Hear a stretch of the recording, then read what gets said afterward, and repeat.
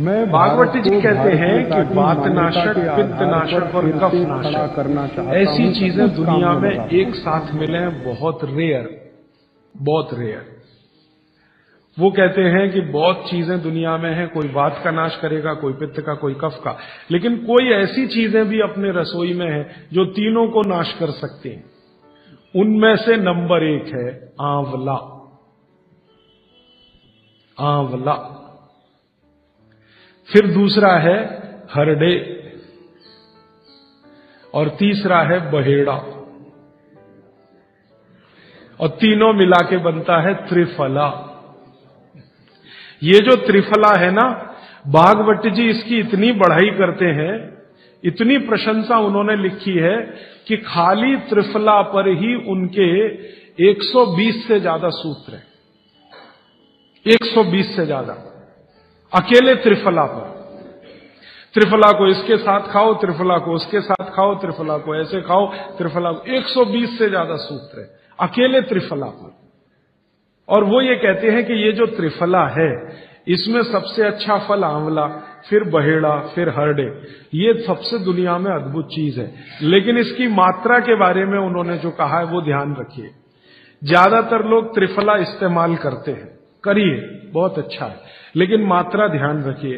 हम क्या करते हैं कि हर बहेड़ा आंवला तीनों बराबर मात्रा में मिला के त्रिफला बनाते हैं। वो कहते हैं कि ये उतना उपयोगी नहीं है और हमने करके भी देखा। वो कहते हैं कि त्रिफला सबसे अच्छा होता है 1, 2, 3 के अनुपात में।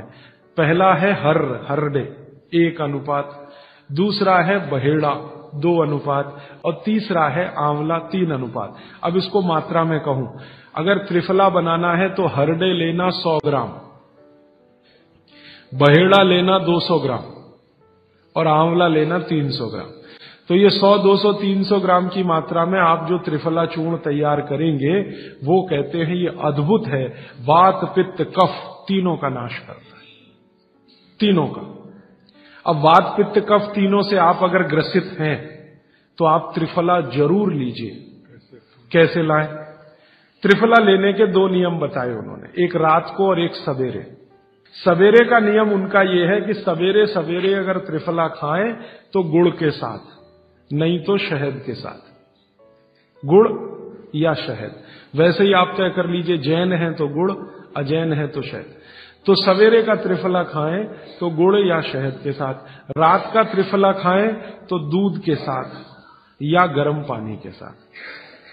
त्रिफला तो एक ही है ना, सवेरे भी त्रिफला ही खा रहे हैं, रात को भी, लेकिन भागवत जी कहते हैं असर अलग अलग है दोनों के। रात को जो आप त्रिफला खाएंगे दूध के साथ या गर्म पानी के साथ, तो ये त्रिफला रेचक है।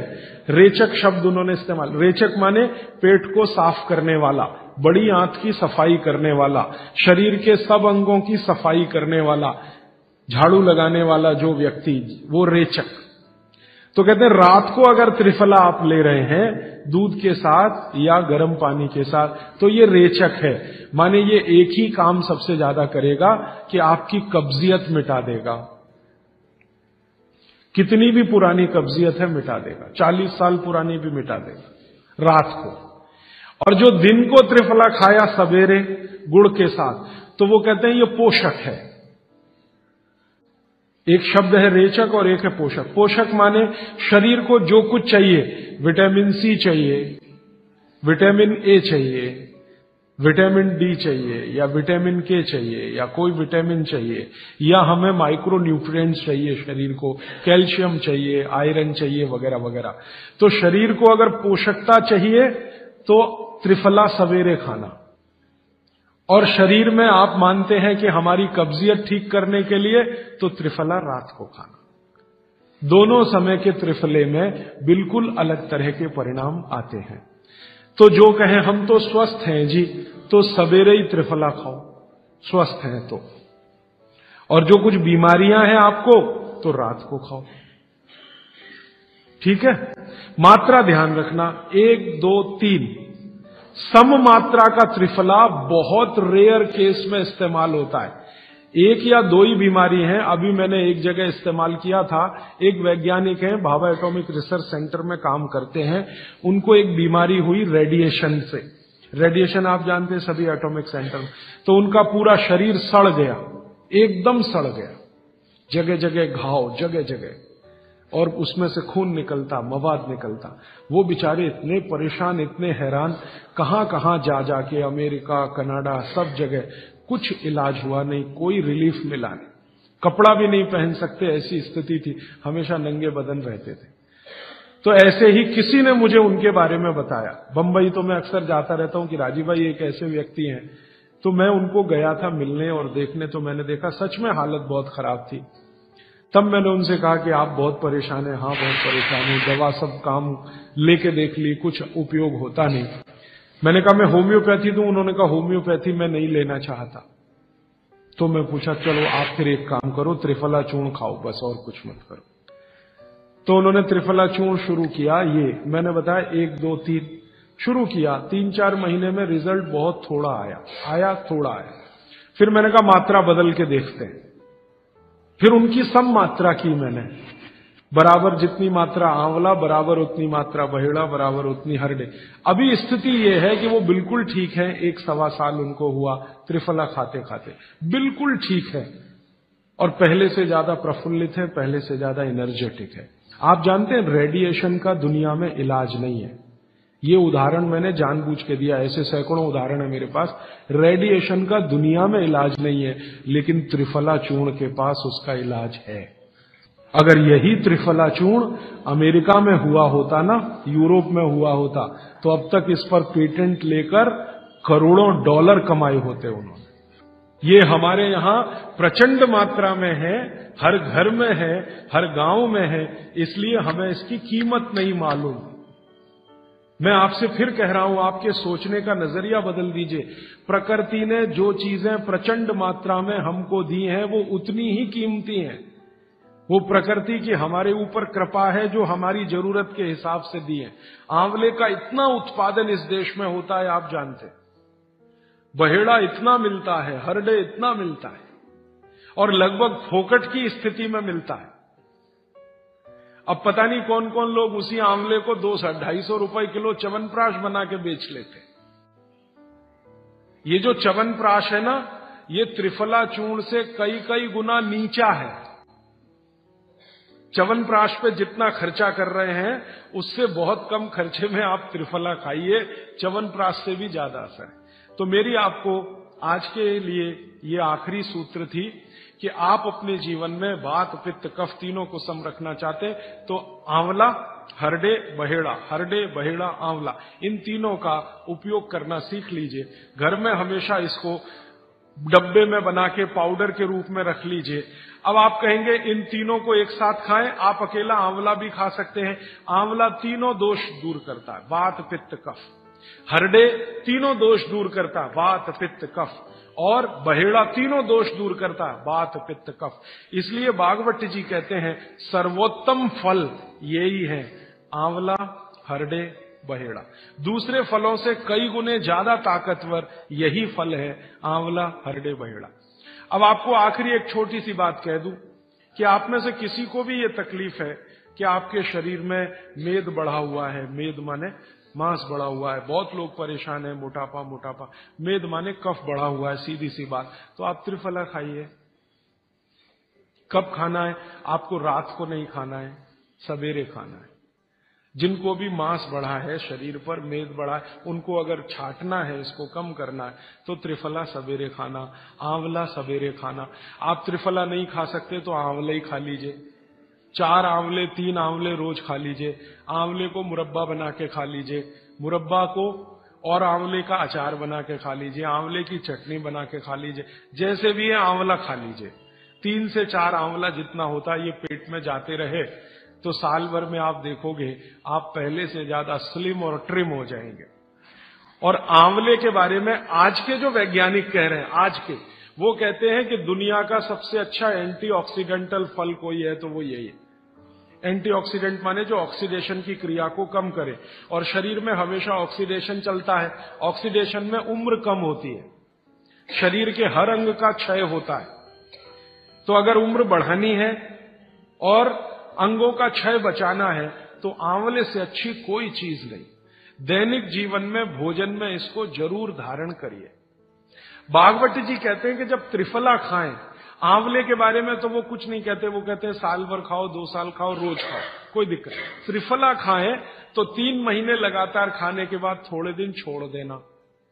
3 महीने 90 दिन खा के थोड़े दिन छोड़ देना, माने 15-20 दिन छोड़ देना, फिर अगले 3 महीने खा लेना, फिर 15-20 दिन छोड़ देना, फिर 3 महीने खा लेना। क्यों कर लेना ऐसा? वो कहते हैं कि ये छोड़ना जरूरी है बीच में, नहीं तो शरीर को आदत लग जाती है और वो आपने अगर छोड़ा नहीं तो आपको कुछ दुष्परिणाम भी दे सकता है। लगातार अगर त्रिफला खाया तो कई दिन ऐसा लगेगा कमजोरी आ गई, अगर बीच में छोड़ा नहीं तो छोड़ के खाना।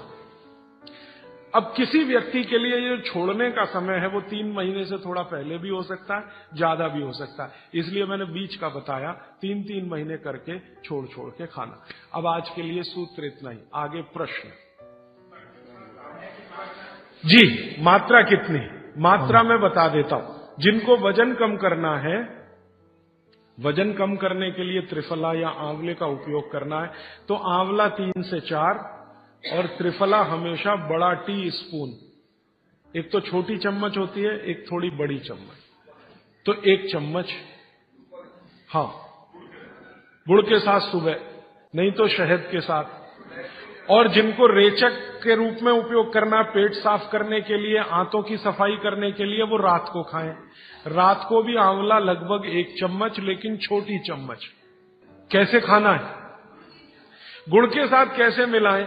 आंवले का चूर्ण आपके पास है, थोड़ा गुड़ ले लो, चूर्ण और गुड़ को ऐसे हाथ से मसल दो, वो लड्डू जैसा हो जाएगा, गुड़ उसको अपने में समा लेगा, फिर गुड़ खा लो। पीछे से थोड़ा दूध पी लो। मैंने आपको कहा था कि भागवत जी कहते हैं कि दूध एक ही चीज के साथ पिया जा सकता है, वो है आंवला। क्या कहते हैं बहेड़ा? वो तानी। आप ऐसा करिएगा, ये प्रदीप भाई की दुकान पे चले जाइएगा, वो आपको शक्ल से दिखा देंगे, या कल यहां मंगवा के थोड़ा रख दीजिए पहचान करने के लिए कि हर क्या है, बहेड़ा क्या है, आंवला तो आप सब पहचान जी। हरड़ा को कड़का बोलते हैं, हरड़ा को कड़का, बहेड़ा को तानिकाय, बहेड़ा को तानिकाय, आंवला को पाल नेल्लिकाय, आंवला को पाल नेल्लिकाय या नेल्लिकाय सीधे कर दीजिए, ये तीनों। ये प्रदीप भाई ने एक सवाल पूछा है कि अगर हम वजन कम करने के लिए या मांस कम करने के लिए खाना चाहते हैं तो 2 बार खा सकते हैं? बिल्कुल नहीं, एक ही बार के लिए नियम है। सुबह ही सुबह आपके लिए सबसे अच्छा है। जो बाजार में त्रिफला चूर्ण मिलता है वो खा सकते हैं? मेरी आपको एक विनती है, बाजार का त्रिफला चूर्ण लाने से अच्छा है बाजार से आंवला लाना, बहेड़ा लाना, हरड़े लाना, कूट पीस के अपने घर में बनाना। क्योंकि बाजार में कई बार बहुत सारी चीजें हैं जो कॉमर्शलाइज हो चुकी हैं और उनके असर अगर कम हुए तो आप भागवत को गाली देंगे। इसलिए रॉ मटेरियल लाके घर में तैयार करना, कूट पीस के। जी, आपने गुड़ की बहुत महत्वपूर्णता बताई, परंतु डायबिटीज पेशेंट्स क्या करें उसके लिए? गुड़ आप डायबिटीज में खाइए, भरपेट आंवले के साथ खाइए, त्रिफला के साथ खाइए, कोई तकलीफ नहीं, कोई तकलीफ नहीं है गुड़ खाने में। डायबिटिक लोग भी गुड़ खा सकते हैं, शुगर ना खाएं। और जूस का क्या करें? डॉक्टर्स तो कहते हैं डायबिटीज डोंट ईट फ्रूट्स करके। आप बिल्कुल चिंता मत करिए, आप भगवान की दी गई जो शक्कर है, ईश्वर की दी गई शक्कर है, जूस में है, फल में है, वो आपको शायद मालूम है या नहीं। शक्कर जो है ना, शुगर, इसके कई रूप हैं। एक है ग्लूकोज, एक है सुक्रोज, एक है फ्रक्टोज। तो ये जो फल वगैरह की शक्कर है, ये फ्रक्टोज फॉर्म की ज्यादा होती है और ये आसानी से डाइजेस्ट होती है। गुड़ की भी उसी कैटेगरी में आती है। तो आप चीनी मत खाइए, गुड़ खा सकते हैं, शहद खा सकते हैं, फल खा सकते हैं। मीठे कोई भी फल खाने में तकलीफ नहीं है, बशर्ते कि त्रिफला खाते रहें, थोड़ा त्रिफला लेते। जिनको भी डायबिटीज है वो भी त्रिफला का सेवन करें, क्योंकि डायबिटीज मैंने कहा ना वात का रोग है। तो वात कम करेगा। त्रिफला में तीनों चीज है जो वात नाशक है, आंवला, हरड़ा, बहेड़ा। त्रिफला आपने कहा लेना है, रात को और सुबह कब लेना, जैसे खाने के पहले, खाने के बाद? रात को तो आप लें, पेट साफ करना हो, कॉन्स्टिपेशन दूर करना हो। देखिए, मैं अब थोड़ा बता ही दूं, बवासीर अगर किसी को है, ठीक करने के लिए त्रिफला लेना चाहते हैं तो रात को लें। मूड व्याध, पाइल्स जिसको आप कहते हैं, हेमोरॉइड्स, वो जब भी ठीक करने के लिए त्रिफला लें तो रात को लें। बगंदर, ये ठीक करने के लिए त्रिफला लें तो रात को लें। माने मेरे कहने का है, पेट से जुड़ी बीमारियां ठीक करने के लिए त्रिफला उपयोग करना है तो रात को। चम्मच एक छोटी, दूध के साथ या गर्म पानी के साथ। और अगर आपको मांस कम करना है, कफ नाशक बीमारियां, कफ से जुड़ी हुई बीमारियां, तो सुबह खाने के बाद लेंगे रात को, और सवेरे लेंगे खाने के पहले, खाने के ही नहीं नाश्ते के भी पहले 40 मिनट, नाश्ता करने से 40 मिनट पहले। जी आपने बताया कि त्रिफला 1, 2, 3 के अनुपात में बनावे हैं, तो आपने जो मुंबई वाली बात करी, तो मुंबई वाले भाई साहब को पहले आपने 1, 2, 3 के अनुपात वाला ये त्रिफला दिया, वो जब बराबर काम नहीं किया तो फिर आपने समकालीन दिया और वो बिल्कुल ठीक हो गए। तो ये क्या प्रोसेस हुआ? हाँ, ये सवाल थोड़ा टेक्निकल है।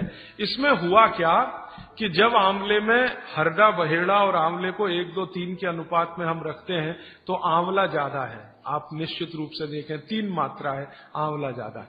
आंवला माने विटामिन सी का भंडार, आंवला माने कैल्शियम का भंडार, आंवला माने ये, आंवला माने वो। तो अब जब बीमारी उनको रेडिएशन की थी तो ऑलरेडी उनके शरीर का विटामिन सी बढ़ा हुआ है, क्योंकि रेडिएशन से वो एक्स्ट्रा होता है। तो हमने देखा आंवला अगर मात्रा उनके साथ है तो वो काम नहीं कर पा रहा है इतना, जब 3 मात्रा का है, क्योंकि जो चीज पहले से बढ़ी है वो और बढ़ाएगा। तो फिर हमने इसको कम कर दिया, हरडे और बहेड़ा को बढ़ा दिया, तो सम हुआ, तो रिजल्ट तुरंत आ गया। तो ये रेडिएशन जैसे गंभीर बीमारियों में, कैंसर जैसे गंभीर बीमारियों में इस तरह का उपयोग होता है आंवला, हरडे, बहेड़े का बराबर मात्रा। लेकिन बाकी जो साधारण बीमारियां हैं उनमें 1, 2, 3 ही रहता है, क्योंकि आपको कई जगह कैल्शियम की जरूरत है, विटामिन सी की भी। जितने लोग मोटे हैं उतना शरीर में विटामिन सी कम, जितने लोग मोटे हैं उतना कैल्शियम कम। तो कैल्शियम कम है, विटामिन सी कम है, तो मैं आपसे कहूंगा ही कि आंवला 3 मात्रा में लो तो वो बढ़े, तो बाकी चीजें कम हो। तो ये चक्कर है, ये थोड़ा टेक्निकल प्रोसेस है, आप लेकिन समझ जाएं, सरल भाषा में मैंने कोशिश की है बताने की। जी। In 1992, I went to Rajasthan. I studied Jainism. I have been following. I was 120 kg with top to bottom all diseases. Today, I am standing without any disease. I am 66. I am following 100% Swamiji's. I don't take idli, chapati or sugar. Particularly white sugar is nothing but carbon. Nothing but carbon. Carbon, charcoal koi खाएगा. The same way, the refined oil, nothing but again carbon. Asphalt, road के डालेगा ना, tar, that is. So, what he said, I learned it in Rajasthan. I was 127 kilo. Now I am just 49 or 50 kilo.